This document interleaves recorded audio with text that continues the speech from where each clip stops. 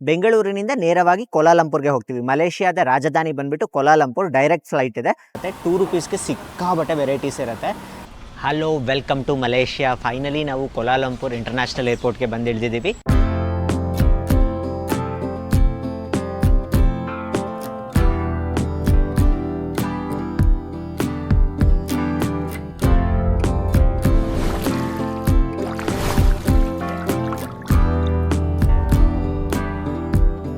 ಎಲ್ರಿಗೂ ನಮಸ್ಕಾರ. ನಾವು ನಿಮ್ಮ ಎಸ್ಕೇಪ್ ಟ್ರಾವೆಲರ್ಸ್. ನಾವು ಭಾರತದಲ್ಲಿರುವ ಎಷ್ಟೋ ದೇವಸ್ಥಾನಗಳನ್ನ ನಿಮಗೆ ತೋರಿಸಿದ್ದೀವಿ. ಇವಾಗ ನಾವು ವಿದೇಶದಲ್ಲಿರುವ ಒಂದು ದೇವಸ್ಥಾನವನ್ನು ತೋರಿಸೋದಕ್ಕೆ ಅಂತ ಹೋಗ್ತಾ ಇದ್ದೀವಿ. ಹೌದು, ನಾವು ಇವಾಗ ವಿದೇಶ ಪ್ರವಾಸ ಮಾಡ್ತಾ ಇದ್ದೀವಿ. ನಾವು ಕುಟುಂಬ ಸಮೇತ ವಿದೇಶ ಪ್ರವಾಸ ಮಾಡ್ತಾ ಇದ್ದೀವಿ. 2 ದೇಶಗಳಿಗೆ ಹೋಗಬೇಕು ಅಂತ ಅನ್ಕೊಂಡಿದ್ದೀವಿ. ಒಂದು ಮಲೇಷಿಯಾಗೆ ಹೋಗಬೇಕು, ಹಾಗೆ ಸಿಂಗಾಪುರಕ್ಕೆ ಹೋಗಬೇಕು ಅಂತ ಅನ್ಕೊಂಡಿದ್ದೀವಿ. ಮಲೇಷಿಯಾದಲ್ಲಿ ವಿಶ್ವವಿಖ್ಯಾತ ಬಾಟು ಕೇವ್ಸ್ ಇದೆ. ಅಲ್ಲಿ ಸುಬ್ರಹ್ಮಣ್ಯೇಶ್ವರನ ದೇವಸ್ಥಾನ ಇದೆ. ತುಂಬಾನೇ ದೊಡ್ಡದಾದ ದೇವಸ್ಥಾನ, ತುಂಬಾನೇ ಚೆನ್ನಾಗಿದೆ. ಪ್ರಾಕೃತಿಕ ಸೌಂದರ್ಯದೊಂದಿಗೆ ತುಂಬಾನೇ ಚೆನ್ನಾಗಿದೆ ಅಂತ ಹೇಳ್ಬೋದು. ಆ ದೇವಸ್ಥಾನಕ್ಕೆ ಹೋಗಬೇಕು ಅಂತ ನಾವು ಎಷ್ಟೋ ದಿನಗಳಿಂದ ಪ್ಲಾನ್ ಮಾಡ್ಕೊಂಡಿದ್ವಿ. ಇವಾಗ ಸಮಯ ಕೂಡ ಬಂದಿದೆ. ನಾವು ಕುಟುಂಬ ಸಮೇತರಾಗಿ ಹೋಗೋಣ ಅಂತ ಅನ್ಕೊಂಡಿದೀವಿ. ನಾವು ವಿಮಾನದಲ್ಲಿ ಮಲೇಷಿಯಾಗೆ ಮೊದಲು ರೀಚ್ ಆಗೋಣ ಅಂತ ಅನ್ಕೊಂಡಿದೀವಿ. ಹಾಗಾಗಿ ಇಂಡಿಗೋ ಫ್ಲೈಟ್ ನ ಬುಕ್ ಮಾಡ್ಕೊಂಡಿದೀವಿ. ಈ ವಿಡಿಯೋಸ್ ನಿಮಗೆ ಮಲೇಷಿಯಾ ಮತ್ತೆ ಸಿಂಗಪುರ್ ಪ್ಲೇ ಲಿಸ್ಟ್ ನಲ್ಲಿ ಇರುತ್ತೆ. ಈ ವಿಡಿಯೋಸ್ ನೀವು ಕಂಪ್ಲೀಟ್ ಆಗಿ ನೋಡಿದ್ರೆ, ನೀವೇ ಓನ್ ಆಗಿ ಪ್ಲಾನ್ ಮಾಡ್ಕೊಂಡು ಹೋದ್ರೆ ಎಷ್ಟು ಅಡ್ವಾಂಟೇಜ್ ಆಗಿರುತ್ತೆ. ಹಾಗೆ ನೀವು ಹೇಗೆ ಹೋಗಬೇಕು, ಏನೆಲ್ಲ ನೀವು ಪ್ರಿಕಾಷನ್ಸ್ನ ತಗೋಬೇಕು, ಹಾಗೆ ಏನೆಲ್ಲ ಬುಕ್ ಮಾಡ್ಕೋಬೇಕು, ವೀಸಾ ಹೇಗೆ, ಅಲ್ಲಿ ಟ್ರಾವೆಲ್ ಫೆಸಿಲಿಟಿ ಹೇಗೆ ಅನ್ನೋ ಸಂಪೂರ್ಣ ಮಾಹಿತಿ ನಿಮಗೆ ಸಿಗುತ್ತೆ. ಹಾಗಾಗಿ ಈ ಸೀರೀಸ್ನ ನೀವು ಕಂಪ್ಲೀಟ್ ಆಗಿ ನೋಡಿದ್ರೆ ನೀವೇ ಓನ್ ಆಗಿ ಪ್ಲಾನ್ ಮಾಡಿಕೊಂಡು ವಿದೇಶ ಪ್ರವಾಸ ಮಾಡ್ಕೊಂಡ್ ಬರ್ಬೋದಾಗಿರುತ್ತೆ. ಮಲೇಷಿಯಾಗೆ ವೀಸಾ ಫ್ರೀ ಆದ ಕಾರಣ ತುಂಬಾನೇ ಈಸಿಯಾಗಿ ಹೋಗಿ ಬರ್ಬೋದು. ನಾನು ನಿಮಗೆ ಏರ್ಪೋರ್ಟ್ಗೆ ಹೋದ ನಂತರ ನಮ್ಮ ಫ್ಲೈಟ್ ಡೀಟೇಲ್ಸ್ ಎಷ್ಟು, ಕಾಸ್ಟ್ ಎಷ್ಟು ಅನ್ನೋ ಸಂಪೂರ್ಣ ಮಾಹಿತಿ ಕೊಡ್ತೀನಿ. ಬನ್ನಿ ಇವಾಗ ಏರ್ಪೋರ್ಟ್ಗೆ ಹೋಗೋಣಂತೆ.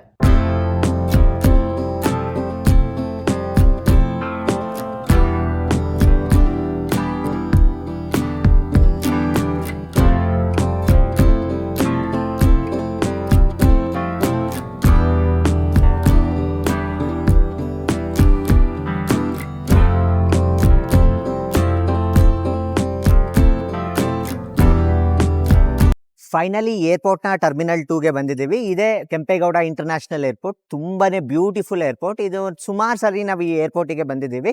ಟರ್ಮಿನಲ್ 1 ಇಂದ ಜನರಲಿ ನಮಗೆ ಡೊಮೆಸ್ಟಿಕ್ ಫ್ಲೈಟ್ಸ್ ಇರುತ್ತೆ. ಟರ್ಮಿನಲ್ 2 ಇಂದ ಇಂಟರ್ನ್ಯಾಷನಲ್ ಫ್ಲೈಟ್ಸ್ ಇರುತ್ತೆ. ಹಾಗೆ ಏರ್ ಇಂಡಿಯಾ ಅಥವಾ ಏರ್ ಇಂಡಿಯಾ ಎಕ್ಸ್ಪ್ರೆಸ್ ಏನಾದರೂ ಬುಕ್ ಮಾಡ್ಕೊಂಡಿದ್ರೆ ಇಲ್ಲಿಂದಾನೇ ನಮಗೆ ಬೋರ್ಡಿಂಗ್ ಇರುತ್ತೆ.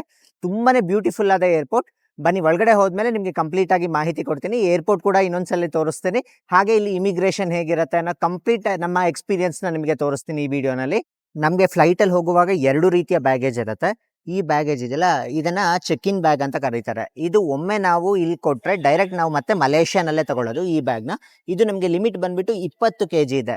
ಅದು ಬಿಟ್ರೆ ನಮಗೆ ಇದನ್ನ ಕ್ಯಾಬಿನ್ ಬ್ಯಾಗ್ ಅಂತ ಕರೀತಾರೆ. ಚಿಕ್ಕ ಚಿಕ್ಕ ಬ್ಯಾಗ್ನ ಕ್ಯಾಬಿನ್ ಬ್ಯಾಗ್ ಅಂತಾರೆ. 6 kg ತನಕ ಅಲೋ ಇದೆ. ಹಾಗೆ ಈ ಚೆಕ್ ಇನ್ ಬ್ಯಾಗಲ್ಲಿ ನಮಗೆ ಏನೇನು ಅಲೋ ಇಲ್ಲ ಅಂದರೆ ಬ್ಯಾಟ್ರಿ ಐಟಮ್ಸ್ ಆಗಿರ್ಬೋದು, ಆ ಥರದ್ದು ಏನೂ ಅಲೋ ಇರೋದಿಲ್ಲ. ಬಟ್ ಕ್ಯಾಬಿನ್ ಬ್ಯಾಗಲ್ಲಿ ಆ ಬ್ಯಾಟ್ರಿ ಐಟಮ್ಸ್, ಮೊಬೈಲ್ ಆಗಿರ್ಬೋದು, ಅದನ್ನೆಲ್ಲ ಇದ್ರಲ್ಲಿ ಇಡ್ಬೋದು. ಪವರ್ ಬ್ಯಾಂಕು, ಮೊಬೈಲು, ಹಾಗೆ ಏನಕ್ಕೆಲ್ಲ ನಾವು ಶೆಲ್ ಇರುತ್ತೆ ಅದನ್ನೆಲ್ಲ ಇದರಲ್ಲಿ ಇಡ್ಬೋದಾಗಿರುತ್ತೆ. ಹಾಗೆ ನೀವೇನಾದರೂ ಫುಡ್ ಐಟಮ್ಸ್ನ ಕ್ಯಾರಿ ಮಾಡಬೇಕು ಅಂದರೆ ಇಲ್ಲಿ ಬೇಕಿರೋ ಇಡ್ಬೋದು, ಇಲ್ಲಿ ಬೇಕಿರೋ ಇಡ್ಬೋದು. ಹಾಗೆ ಏನಾದರೂ ಫ್ಲೇಮಬಲ್ ಮೆಟೀರಿಯಲ್ ಇದ್ದರೆ 2ರಲ್ಲೂ ಅಲೋ ಇರೋದಿಲ್ಲ. ನಿಮಗೆ ಫ್ಲೇಮಬಲ್ ಮೆಟೀರಿಯಲ್ ಏನಿದ್ರೂ ಅಲೋ ಮಾಡೋದಿಲ್ಲ ಇಲ್ಲಿ. ನಮಗೆ ಫ್ಲೈಟ್ ಬಂದ್ಬಿಟ್ಟು ಮಧ್ಯಾಹ್ನ 2 ಗಂಟೆಗಿದೆ. ಬೆಂಗಳೂರಿನಿಂದ ನೇರವಾಗಿ ಕೋಲಾಲಂಪುರ್ಗೆ ಹೋಗ್ತೀವಿ. ಮಲೇಷಿಯಾದ ರಾಜಧಾನಿ ಬಂದ್ಬಿಟ್ಟು ಕೋಲಾಲಂಪುರ್, ಡೈರೆಕ್ಟ್ ಫ್ಲೈಟ್ ಇದೆ. 4 ಅವರ್ಸ್ ಜರ್ನಿ ಆಗುತ್ತೆ. ನೀವು ಯಾವುದೇ ಇಂಟರ್ನ್ಯಾಷನಲ್ ಫ್ಲೈಟಿಗೆ ಬರಬೇಕು ಅಂದರೆ ಮಿನಿಮಮ್ 3 ಅವರ್ಸ್ ಮುಂಚೆ ಬರಬೇಕಾಗುತ್ತೆ. ಯಾಕೆಂದರೆ ನಿಮಗೆ ಚೆಕ್ ಇನ್ ಇರುತ್ತೆ, ಅದಾದಮೇಲೆ ಸೆಕ್ಯೂರಿಟಿ ಚೆಕ್ ಇರುತ್ತೆ, ಅದಾದಮೇಲೆ ಮೇಯ್ನ್ ಇಮಿಗ್ರೇಷನ್ ಇರುತ್ತೆ.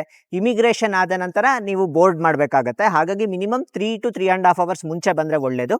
ಈಗ ನಮಗೆ ಕರೆಕ್ಟಾಗಿ ಫ್ಲೈಟಿಗೆ 3 ಅವರ್ಸ್ ಇದೆ. ಈಗ ಒಳಗಡೆ ಹೋಗೋಣ ಅಂತ ಬನ್ನಿ. ಈಗ ನಾವು ಕೆಂಪೇಗೌಡ ಇಂಟರ್ನ್ಯಾಷನಲ್ ಏರ್ಪೋರ್ಟ್ ಒಳಗಡೆ ಬಂದಿದ್ದೀವಿ. ನೋಡಿ, ಒಳಗಡೆನೂ ಕೂಡ ತುಂಬಾ ಸುಂದರವಾಗಿದೆ ಅಂತ ಹೇಳ್ಬೋದು. ಈ ತರ ಏರ್ಪೋರ್ಟ್ಸ್ ನಾವು ಸಿಂಗಾಪುರದಲ್ಲಿ ನೋಡಿದ್ವಿ. ಇಲ್ಲಿ ನೋಡ್ತಿರೋದು ನಮಗೆ ತುಂಬಾನೇ ಖುಷಿ, ಅದು ನಮ್ಮ ಬೆಂಗಳೂರಿನಲ್ಲಿ. ಏರ್ಪೋರ್ಟ್ ಒಳಗೆ ಬಂದ ನಂತರ ಮೊದಲಿಗೆ ನಾವು ಚೆಕ್ ಇನ್ ಬ್ಯಾಗ್ ನ ಕೊಡ್ತಾ ಇದೀವಿ. ಇಲ್ಲಿ ನಮ್ಮ ಪಾಸ್ಪೋರ್ಟ್ ನ ತೋರಿಸಬೇಕಾಗತ್ತೆ. ಪಾಸ್ಪೋರ್ಟ್ ಹಾಗೆ ಏರ್ ಟಿಕೆಟ್ ಅಥವಾ PNR ನ ಹೇಳಿದ್ರೆ ಅವರು ವೆರಿಫೈ ಮಾಡಿ ಪ್ರತಿಯೊಂದು ಅಕ್ಷರನು ಮ್ಯಾಚ್ ಆಗ್ತಿದೆ ಅಲ್ವಾ ಚೆಕ್ ಮಾಡ್ತಾರೆ. ಅದಾದ ನಂತರ ನಮಗೆ ಬೋರ್ಡಿಂಗ್ ಪಾಸ್ ನ ಇಶ್ಯೂ ಮಾಡ್ತಾರೆ. ಬೋರ್ಡಿಂಗ್ ಪಾಸ್ ನ ತೆಗೆದುಕೊಂಡು ನಾವು ಮುಂದೆ ಇಮಿಗ್ರೇಷನ್ ಗೆ ಹೋಗ್ಬೇಕಾಗತ್ತೆ. ಈಗ ನಾವು ಬೋರ್ಡಿಂಗ್ ಪಾಸ್ ನ ತೆಗೆದುಕೊಂಡಾಯ್ತು. ಚೆಕ್ ಇನ್ ಬ್ಯಾಗ್ ಕೊಟ್ಬಿಟ್ಟು ಬೋರ್ಡಿಂಗ್ ಪಾಸ್ ನ ಕಲೆಕ್ಟ್ ಮಾಡ್ಕೊಂಡಿದೀವಿ. ಇಲ್ಲಿ ನಮಗೆ 2 ಟರ್ಮಿನಲ್ ಇರುತ್ತೆ. ಒಂದು ಡೊಮೆಸ್ಟಿಕ್ ಟರ್ಮಿನಲ್, ಇನ್ನೊಂದು ಇಂಟರ್ನ್ಯಾಷನಲ್ ಟರ್ಮಿನಲ್. ನಾವು ಇಂಟರ್ನ್ಯಾಷನಲ್ ಟರ್ಮಿನಲ್ಗೆ ಹೋಗ್ಬಿಟ್ಟು ನೆಕ್ಸ್ಟ್ ಇಮಿಗ್ರೇಷನ್ಗೆ ಹೋಗ್ಬೇಕಾಗತ್ತೆ. ಬನ್ನಿ ಈಗ ಇಮಿಗ್ರೇಷನ್ಗೆ ಹೋಗೋಣಂತೆ. ಈಗ ಇಮಿಗ್ರೇಷನ್ ಮುಗಿಸ್ಕೊಂಡು ಬಂದ್ವಿ. ಹಿಂದೆ ಒಂದು ಜಲಪಾತ ಕಾಣ್ತಾ ಇದೆ ನೋಡಿ, ಇದು ಏರ್ಪೋರ್ಟ್ ಒಳಗಡೆ ಇರೋ ಜಲಪಾತ.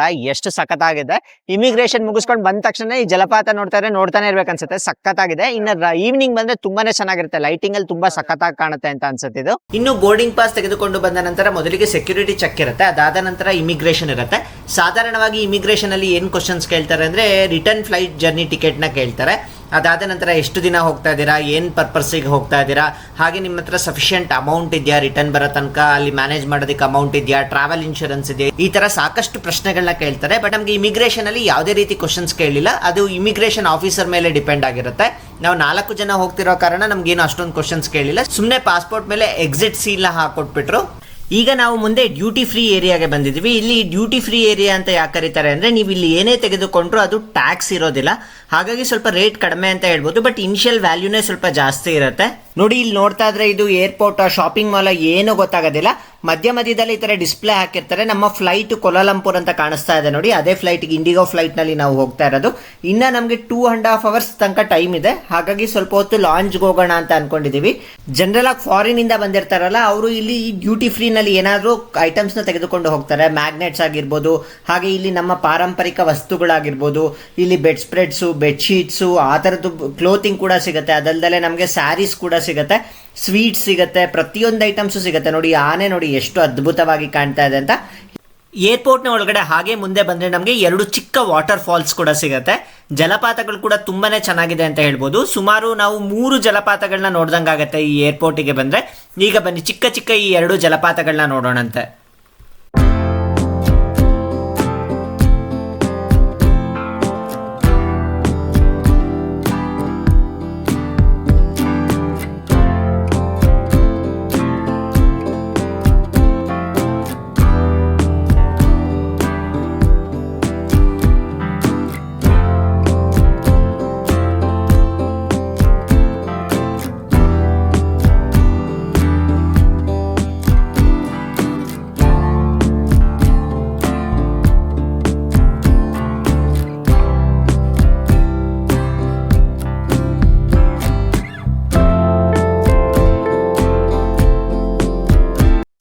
ಈಗ ಹೊಟ್ಟೆ ತುಂಬ ಹಸಿವಾಗ್ತಿದೆ, ಬನ್ನಿ ಲಾಂಚ್ ಆಕ್ಸೆಸ್ ಇದೆಯಾ ನೋಡೋಣಂತೆ.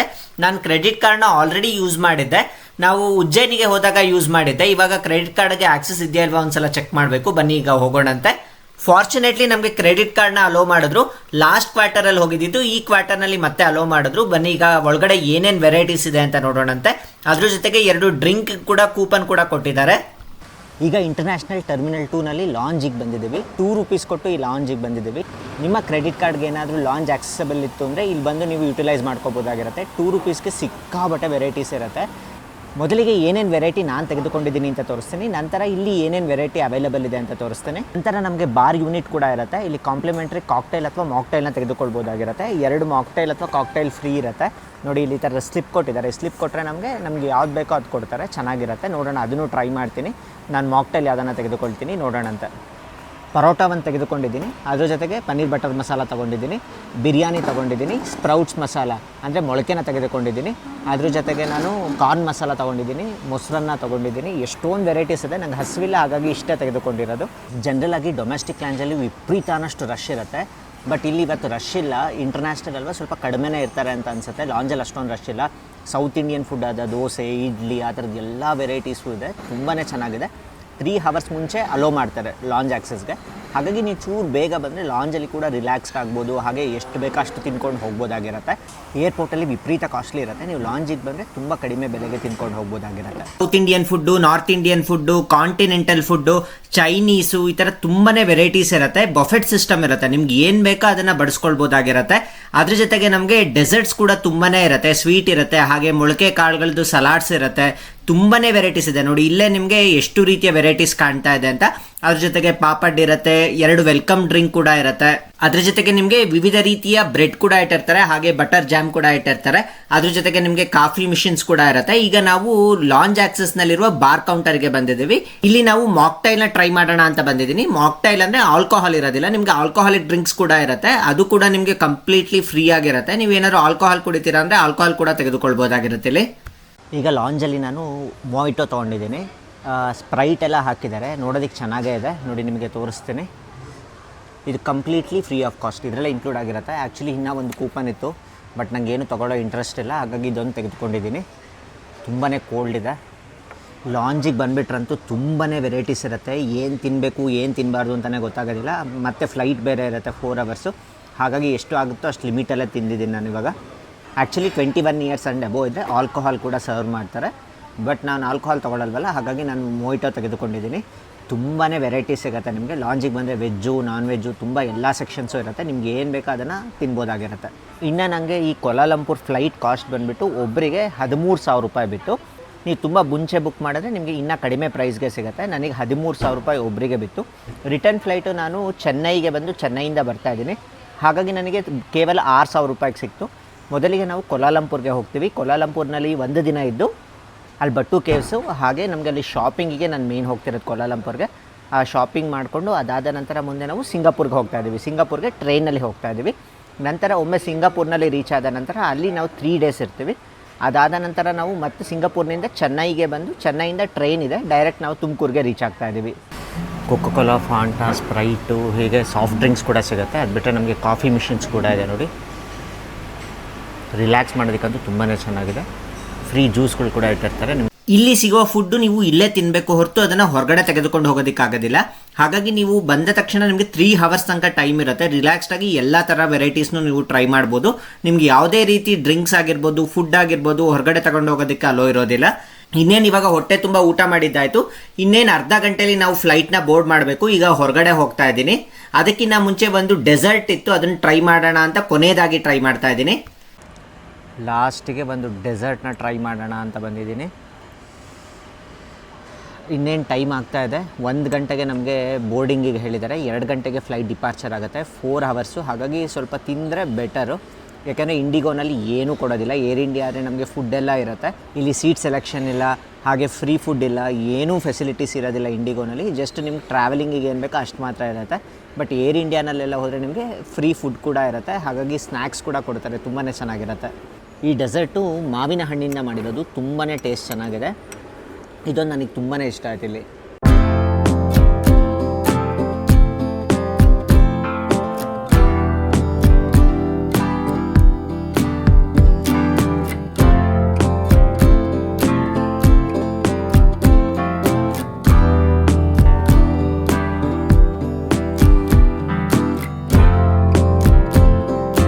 ಇನ್ನೇನು 5 ಮಿನಿಟ್ಸ್ಗೆ ಬೋರ್ಡಿಂಗ್ ಸ್ಟಾರ್ಟ್ ಆಗಿದೆ ಅಂತ ಆಲ್ರೆಡಿ ಮೆಸೇಜ್ ಬಂದಿದೆ.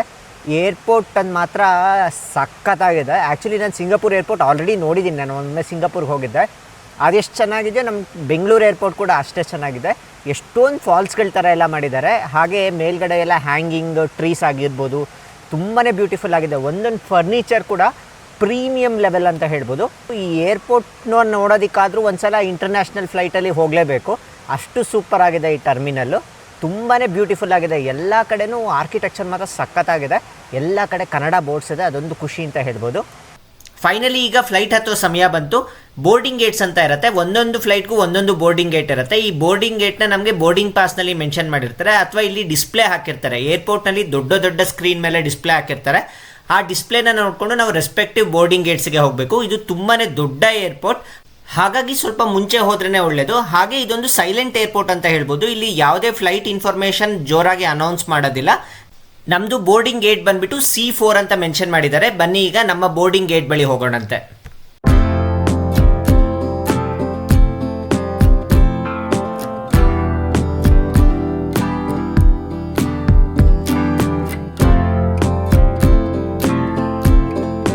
ಫೈನಲಿ ಇನ್ನೇನು ಕೆಲವೇ ಕ್ಷಣಗಳಲ್ಲಿ ಫ್ಲೈಟ್ನ ಬೋರ್ಡ್ ಮಾಡ್ತಾ ಇದ್ದೀವಿ. ಫ್ಲೈಟ್ ಬೋರ್ಡ್ ಮಾಡಿದ ನಂತರ ಫ್ಲೈಟ್ ಎಕ್ಸ್ಪೀರಿಯನ್ಸ್ ಹೇಗಿತ್ತು ಅಂತ ನಿಮ್ಗೆ ಹೇಳ್ತೀನಿ. ಇನ್ನು ನೀವು ಮಲೇಷ್ಯಾಗೆ ಹೋಗಬೇಕು ಅಂದರೆ ಯಾವುದೇ ರೀತಿ ವೀಸಾ ಬೇಕಾಗಿಲ್ಲ, ಡೈರೆಕ್ಟಾಗಿ ಫ್ಲೈಟ್ನ ಬುಕ್ ಮಾಡ್ಕೊಂಡು ಹೋಗ್ಬೋದಾಗಿರುತ್ತೆ. ನಮ್ಗೆ ಇಂಡಿಯಾನಲ್ಲೇ ಒಂದು ಸ್ಟೇಟಿಂದ ಇನ್ನೊಂದು ಸ್ಟೇಟ್ಗೆ ಹೋಗುವಾಗ ಡೈರೆಕ್ಟಾಗಿ ಹೇಗೆ ನಾವು ಫ್ಲೈಟ್ನ ಬುಕ್ ಮಾಡ್ಕೊಂಡು ಹೋಗ್ತೀವೋ ಅದೇ ರೀತಿ ಇಲ್ಲೂ ಕೂಡ ನಾವು ಡೈರೆಕ್ಟಾಗಿ ಬರೀ ಫ್ಲೈಟ್ ಬುಕ್ ಮಾಡ್ಕೊಂಡು ನೇರವಾಗಿ ಹೋಗ್ಬೋದಾಗಿರುತ್ತೆ. ಯಾವುದೇ ರೀತಿ ವೀಸಾ ರಿಕ್ವೈರ್ಮೆಂಟ್ಸ್ ಇಲ್ಲ. ಇಂಡಿಯಾದವ್ರಿಗೆ ಫ್ರೀ ಇದೆ. ಈ ವರ್ಷ ಡಿಸೆಂಬರ್ 31ನೇ ತಾರೀಕು ತನಕ ಕಂಪ್ಲೀಟ್ ಆಗಿ ಫ್ರೀ ಇರುತ್ತೆ. ಇದು ಪ್ರತಿ ವರ್ಷ ಆಲ್ಮೋಸ್ಟ್ ರಿನ್ಯೂವಲ್ ಮಾಡ್ತಾನೆ ಇರ್ತಾರೆ. ಹಾಗಾಗಿ ಮುಂದಿನ ವರ್ಷನೂ ಫ್ರೀ ಇರ್ಬೋದು ಅಥವಾ ಇರ್ದಲೇ ಇರ್ಬೋದು. ಬಟ್ ನೀವು ಇನ್ನೂ ಒಂದು ಡಾಕ್ಯುಮೆಂಟ್ನ ಸಬ್ಮಿಟ್ ಮಾಡಬೇಕಾಗತ್ತೆ. ಅದ್ರ ಹೆಸರು ಮಲೇಷಿಯನ್ ಅರೈವಲ್ ಕಾರ್ಡ್ ಅಂತ. ನಾನು ಅದ್ರ ಲಿಂಕ್ನ ನಾನು ಡಿಸ್ಕ್ರಿಪ್ಷನ್ ಬಾಕ್ಸ್ನಲ್ಲಿ ಕೊಟ್ಟಿರ್ತೀನಿ. ಆ ಲಿಂಕ್ ಮೇಲೆ ಕ್ಲಿಕ್ ಮಾಡುವ ಮುಖಾಂತರ ನೀವು ಮಲೇಷಿಯನ್ ಅರೈವಲ್ ಕಾರ್ಡ್ನ ನೀವು ಫಿಲ್ ಮಾಡ್ಬೋದಾಗಿರುತ್ತೆ. ಇದರಲ್ಲಿ ತುಂಬಾ ಬೇಸಿಕ್ ಡೀಟೇಲ್ಸ್ ಇರುತ್ತೆ. ಅದರಲ್ಲಿ ಏನು ಅಂದರೆ ನಿಮ್ಮ ಪಾಸ್ಪೋರ್ಟ್ ನಂಬರ್ ಆಗಿರ್ಬೋದು, ಅಥವಾ ನೀವು ಎಲ್ಲೂ ಸ್ಟೇ ಆಗ್ತಾ ಇದ್ದೀರಾ ಅನ್ನೋದಾಗಿರ್ಬೋದು, ಮತ್ತು ರಿಟರ್ನ್ ಡೇಟ್ ಯಾವಾಗ ಅಂತ ಆಗಿರ್ಬೋದು. ಈ ಥರ ತುಂಬಾ ಬೇಸಿಕ್ ಇನ್ಫಾರ್ಮೇಷನ್ ಇರುತ್ತೆ. ಅದನ್ನು ಜಸ್ಟ್ ನೀವು ಫಿಲ್ ಮಾಡಿದ್ರೆ ನಿಮಗೆ ಮಲೇಷಿಯನ್ ಅರೈವಲ್ ಕಾರ್ಡ್ ಬರುತ್ತೆ. ಅದು ನಿಮಗೆ ಇಮಿಗ್ರೇಷನಲ್ಲಿ ಮಲೇಷ್ಯಾದಲ್ಲಿ ತುಂಬ ಹೆಲ್ಪ್ ಆಗುತ್ತೆ. ಫೈನಲಿ ಫ್ಲೈಟ್ ಹತ್ತಿದ್ದೀವಿ. ನಮಗೆ ಲೆಗ್ ಸ್ಪೇಸ್ ತುಂಬಾ ಕಡಿಮೆ ಇದೆ. ನೋಡೋಣಂತೆ ಮುಂದೆ ಜರ್ನಿ ಹೇಗಿರುತ್ತೆ ಅಂತ. ಫುಡ್ಡು ಕೊಡಲ್ಲ, ಏನೂ ಕೊಡೋದಿಲ್ಲ. ನಮಗೆ 4 ಅವರ್ ಜರ್ನಿ ಇರುತ್ತೆ. ನೋಡೋಣ ಜರ್ನಿ ಹೇಗಿರುತ್ತೆ ಅಂತ. ಬಟ್ ಅನ್ಫಾರ್ಚುನೇಟ್ಲಿ ನಮಗೆ ಕಿಟಕಿ ಪಕ್ಕ ಸಿಕ್ಕಿಲ್ಲ, ನನಗೆ ಸೈಡಲ್ಲಿ ಸಿಕ್ಕಿದೆ. ಅನ್ಫಾರ್ಚುನೇಟ್ಲಿ ಏನಂದರೆ 4 ಜನಕ್ಕೆ 4 ಕಡೆ ಸಿಕ್ಕಿದೆ, ಯಾರಿಗೂ ಕಿಟಕಿ ಪಕ್ಕ ಸಿಕ್ಕಿಲ್ಲ ಈ ಸಲ. ಹಾಗಾಗಿ ನಿಮ್ಗೆ ಹೊರಗಡೆ ವಿಷುವಲ್ಸ್ ತೋರಿಸೋದಕ್ಕಾಗೋದಿಲ್ಲ, ಎಲ್ಲರಿಗೂ ಸೈಡ್ನಲ್ಲೇ ಸಿಕ್ಕಿದೆ. ಈಗ ಮಧ್ಯಾಹ್ನ 2 ಗಂಟೆ ಆಗ್ತಿದೆ. ಕರೆಕ್ಟಾಗಿ ನಮ್ಮ ಫ್ಲೈಟು ಟೇಕ್ ಆಫ್ ಆಗ್ತಾ ಇದೆ. ಸಾಕಷ್ಟು ಜನಕ್ಕೆ ಏನಾಗುತ್ತೆ ಅಂದರೆ ಏರ್ ಪ್ರೆಷರ್ ವೇರಿಯೇಷನ್ ಆಗುತ್ತೆ, ಹಾಗಾಗಿ ಸ್ವಲ್ಪ ಕಿವಿ ನೋವು ಬರೋ ಚಾನ್ಸಸ್ ಇರುತ್ತೆ. ಹಾಗಾಗಿ ನಿಮ್ಗೆ ಏನಾದರೂ ಆ ಪ್ರಾಬ್ಲಮ್ ಇತ್ತು ಅಂದರೆ ಕಿವಿಗೆ ಹತ್ತಿನ ಇಟ್ಕೊಳ್ಳೋದನ್ನು ಮರಿಬೇಡಿ. ಆವಾಗ ನಿಮಗೆ ಏರ್ ಪ್ರೆಷರ್ ವೇರಿಯೇಷನ್ಗೆ ನಿಮ್ಗೆ ಯಾವುದೇ ರೀತಿ ಕಿವಿ ನೋವು ಬರೋದಿಲ್ಲ. ಇನ್ನೇನು ಕೆಲವೇ ಕ್ಷಣಗಳಲ್ಲಿ ನಮ್ಮ ಫ್ಲೈಟ್ ಈಗ ಟೇಕ್ ಆಫ್ ಆಗುತ್ತೆ.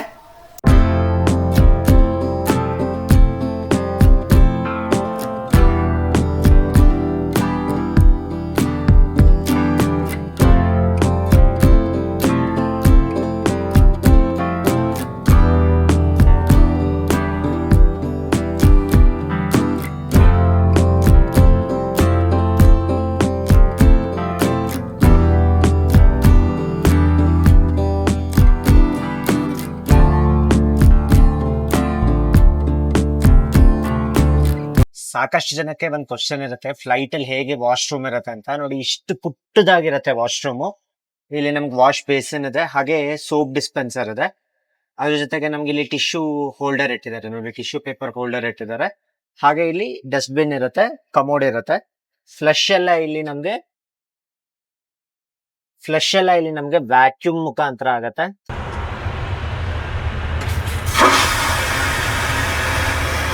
ತುಂಬಾ ಪುಟ್ಟದಾಗಿರೋದು. ನೀರು ಅಷ್ಟೇ ತುಂಬಾ ಕಡಿಮೆ ಬರುತ್ತೆ. ಸುಮ್ಮನೆ ಸ್ಪ್ರೇ ತರ ಆಗತ್ತೆ ಅಷ್ಟೇ, ಜೋರಾಗೆಲ್ಲ ಬರೋದಿಲ್ಲ. ಟ್ರೈನಲ್ಲೆಲ್ಲ ಬರುತ್ತಲ್ಲ ಅಷ್ಟು ಜೋರಾಗಿ ಬರೋದಿಲ್ಲ. ಇಷ್ಟು ಪುಟ್ಟು ವಾಶ್ರೂಮ್ ಇದು. ನೋಡಿ, ಇವಾಗ ಆಲ್ಮೋಸ್ಟ್ ಸಾಯಂಕಾಲ ಆಗಿದೆ. ಹೊರಗಡೆ ಎಷ್ಟು ಬ್ಯೂಟಿಫುಲ್ ಆಗಿದೆ ವ್ಯೂ ಅಂತ. ನಮಗೆ ಫ್ಲೈಟ್ ಜರ್ನಿ 4 ಅವರು. ನಾವಿಲ್ಲಿ ಬೆಂಗಳೂರು 2 ಗಂಟೆಗೆ ಬಿಟ್ಟರೆ ಮಲೇಷ್ಯಾ ತಲುಪೋದು 9:30 ಆಗುತ್ತೆ. ನಾವು ಫ್ಲೈಟ್ ಅವರ್ಸ್ ಲೆಕ್ಕ ಹಾಕಿದ್ರೆ ಸುಮಾರು 5:30-6 ಗಂಟೆಗೆ ತಲುಪಬೇಕಾಗಿತ್ತು. ಬಟ್ ನಾವು ತಲುಪ್ತಿರೋದು 9:30 ಗಂಟೆ. ಯಾಕೆಂದರೆ ನಮಗೆ ಟೈಮಿಂಗ್ಸ್ ಡಿಫ್ರೆನ್ಸ್ ಇರುತ್ತೆ. ಮಲೇಷ್ಯಾಗೂ ಇಂಡಿಯಾಗೂ ಸುಮಾರು 2.5 ಗಂಟೆ ಡಿಫ್ರೆನ್ಸ್ ಇರುತ್ತೆ. ಹಾಗಾಗಿ ನಾವು ಮಲೇಷಿಯನ್ ಟೈಮಿಂಗ್ಸ್ ರಾತ್ರಿ ತಲುಪ್ತಾ ಇದ್ದೀವಿ. ಇನ್ನೇನು ನಾವು ಫ್ಲೈಟ್ ಇಳಿಯೋ ಸಮಯ ಹತ್ರ ಬಂದಿದೆ. ನೋಡಿ, ನಿಮಗೆ ಕಿಟಕಿಯಿಂದ ಕೋಲಾಲಂಪುರ್ ಸಿಟಿ ಕಾಣ್ತಾ ಇದೆ. ನಾವು ಬಂಗಾಳ ಕೊಲ್ಲಿಯನ್ನು ದಾಟ್ಕೊಂಡು ಇಂಡೋನೇಷ್ಯಾ ಮೇಲೆ ಹೋಗಿ ನಾವು ಇವಾಗ ಮಲೇಷ್ಯಾನ ತಲುಪಿದ್ದೀವಿ. ತುಂಬಾ ಬ್ಯೂಟಿಫುಲ್ ವ್ಯೂ ಕಾಣ್ತಾ ಇದೆ.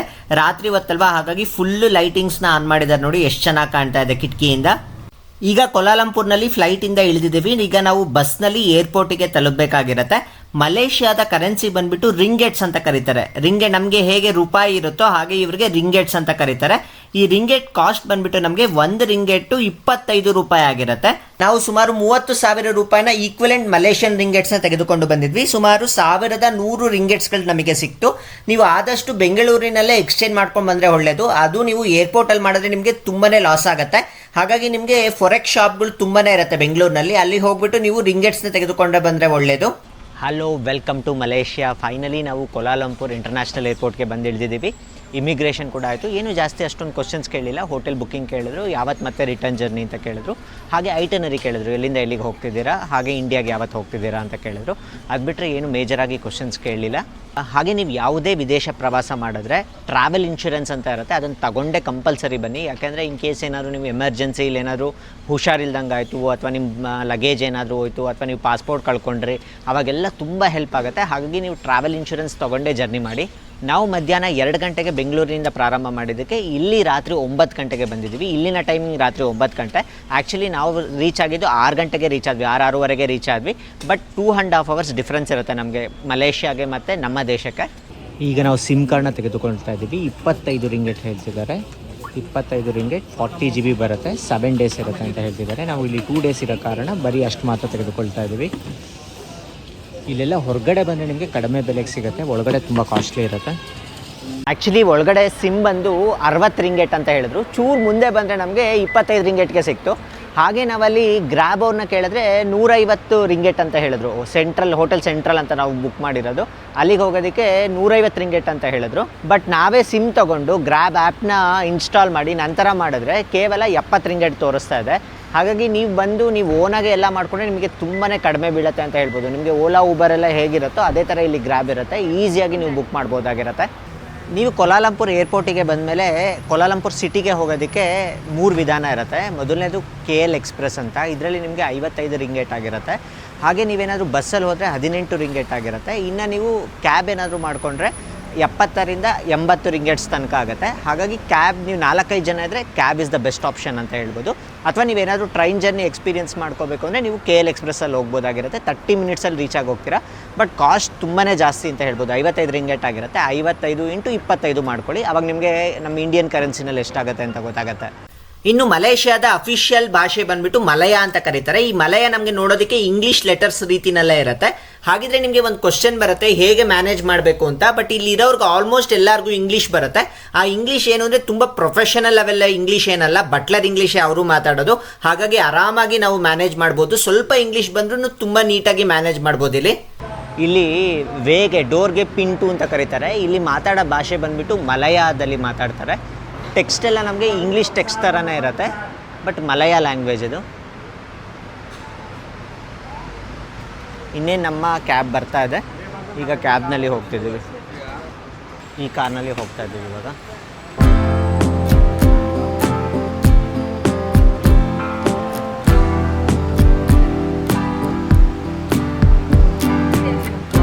ನಾವು ರೂಮ್ನ ಬುಕ್ ಮಾಡಿರೋದು ಬ್ರಿಕ್ ಫೀಲ್ಡ್ಸ್ ಅಂತ ಏರಿಯಾ. ಇದನ್ನು KL ಸೆಂಟ್ರಲ್ ಅಂತ ಕೂಡ ಕರೀತಾರೆ. ಇದು ಕೋಲಾಲಂಪುರ್ನ ಹೃದಯ ಭಾಗ ಅಂತ ಹೇಳ್ಬೋದು. ಇದು ತುಂಬಾ ವೆಲ್ ಕನೆಕ್ಟೆಡ್ ಏರಿಯಾ ಅಂತ ಹೇಳ್ಬೋದು. ನಾವು ಬೇರೆ ಮೆಟ್ರೋ ಸ್ಟೇಷನ್ಗಾಗಿರ್ಬೋದು ಅಥವಾ ಬೇರೆ ಏರಿಯಾಗಾಗಿರ್ಬೋದು ಅಥವಾ ನಾವು ಸಿಂಗಪೂರ್ಗಾಗಿರ್ಬೋದು ಎಲ್ಲದಕ್ಕೆ ಹೋಗೋದಕ್ಕೆ ತುಂಬಾ ಹತ್ತಿರ. ಹಾಗಾಗಿ ನಾವು ಈ KL ಸೆಂಟ್ರಲ್ನಲ್ಲಿ ರೂಮ್ ಬುಕ್ ಮಾಡಿದ್ದೀವಿ. ಇನ್ನು ಕೋಲಾಲಂಪುರ್ ಏರ್ಪೋರ್ಟಿಂದ ಬ್ರಿಕ್ ಫೀಲ್ಡ್ಸ್ ನಮಗೆ 1.5 ಗಂಟೆ ಆಗುತ್ತೆ. ಸುಮಾರು 52 ಕಿಲೋಮೀಟರ್ ದೂರ ಆಗುತ್ತೆ. ಈಗ ನಿಮಗೆ ಸ್ಕ್ರೀನಲ್ಲಿ ಕಾಣ್ತಾ ಇದೆ ನೋಡಿ, ಇದನ್ನು ಮೆರಿಡಿಕಾ ಟವರ್ ಅಂತ ಕರೀತಾರೆ. ಇದು ನಮಗೆ ಜಗತ್ತಿನ ಅತಿ ದೊಡ್ಡ 2ನೇ ಟವರ್ ಅಂತ ಹೇಳ್ತಾರೆ. ಹಾಗೆ ಟ್ವಿನ್ ಟವರ್ ಕೂಡ ಕಾಣಿಸ್ತಾ ಇತ್ತು ನಿಮಗೆ. ಇನ್ನು ಇಲ್ಲಿರುವ ರೋಡ್ಸ್ ಅಂತೂ ತುಂಬಾ ನೀಟ್ ಆ್ಯಂಡ್ ಕ್ಲೀನ್ ಅಂತ ಹೇಳ್ಬೋದು. ನಮಗೆ ಈಗ ಇಂಡಿಯಾನಲ್ಲೂ ಕೂಡ ಈ ಥರ ರೋಡ್ಸ್ ತುಂಬಾ ಚೆನ್ನಾಗಿರುತ್ತೆ. ಹಾಗೆ ಟ್ರಾಫಿಕ್ ವೈಸ್ ಬಂದರೆ ಟ್ರಾಫಿಕ್ ತುಂಬಾ ಕಡಿಮೆ ಇರುತ್ತೆ ಅಂತ ಹೇಳ್ಬೋದು. ಸಿಟಿ ಒಳಗೆ ಕೆಲವೊಂದು ಏರಿಯಾನಲ್ಲಿ ಮಾತ್ರ ತುಂಬಾ ಟ್ರಾಫಿಕ್ ಇರುತ್ತೆ. ಇನ್ನು ಸಿಟಿ ಔಟ್ಸ್ಕಟ್ಸ್ ಆಗಿರ್ಬೋದು, ಏರ್ಪೋರ್ಟ್ ಹತ್ರ ಆಗಿರ್ಬೋದು ಟ್ರಾಫಿಕ್ ಫ್ರೀ ಅಂತ ಹೇಳ್ಬೋದು.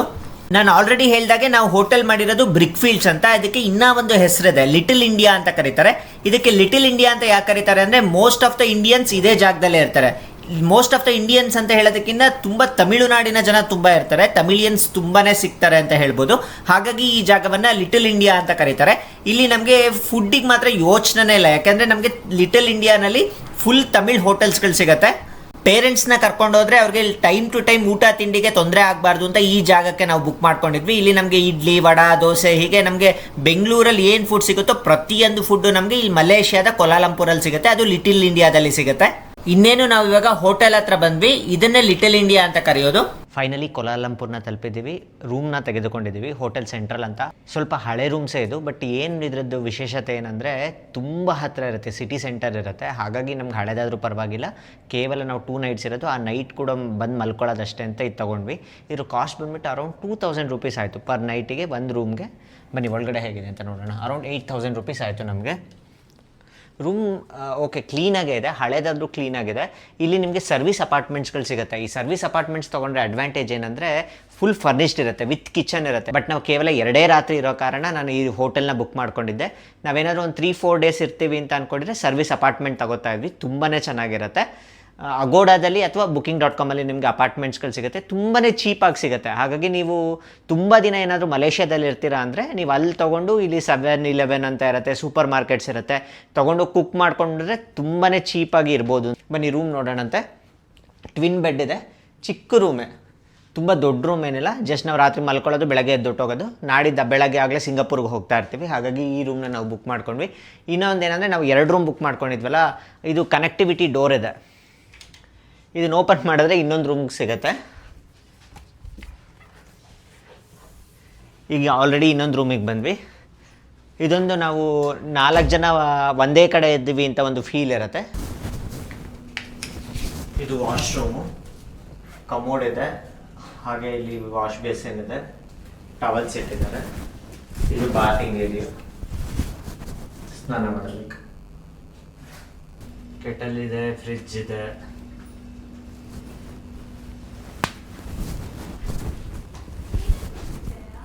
ಇವಾಗ ರಾತ್ರಿ ಆಗಿದೆ, ರೆಸ್ಟ್ ಮಾಡ್ತಾ ಇದ್ದೀವಿ. ನಾಳೆ ಬೆಳಗ್ಗೆ ಎದ್ದು ಬಾಟು ಕೇವ್ಸಿಗೆ ಹೋಗಬೇಕು. ಈ ವಿಡಿಯೋನಲ್ಲಿ ನಿಮಗೆ ಮಲೇಷ್ಯಾಗೆ ಹೇಗೆ ಬರಬೇಕು, ಹಾಗೆ ವೀಸಾ ಹೇಗೆ, ಹೋಟೆಲ್ನ ಎಲ್ಲಿ ಬುಕ್ ಮಾಡ್ಕೋಬೇಕು ಅನ್ನೋ ಸಂಪೂರ್ಣ ಮಾಹಿತಿ ಕೊಟ್ಟಿದ್ವಿ. ಮುಂದಿನ ವಿಡಿಯೋನಲ್ಲಿ ಇಲ್ಲಿರುವ ಸೈಟ್ ಸೀಯಿಂಗ್ ಬಗ್ಗೆ ಸಂಪೂರ್ಣ ಮಾಹಿತಿ ಕೊಡ್ತೀವಿ. ಮತ್ತೆ ಮುಂದಿನ ವಿಡಿಯೋನಲ್ಲಿ ಮತ್ತೆ ಭೇಟಿಯಾಗೋಣ. ಎಲ್ಲರಿಗೂ ನಮಸ್ಕಾರ.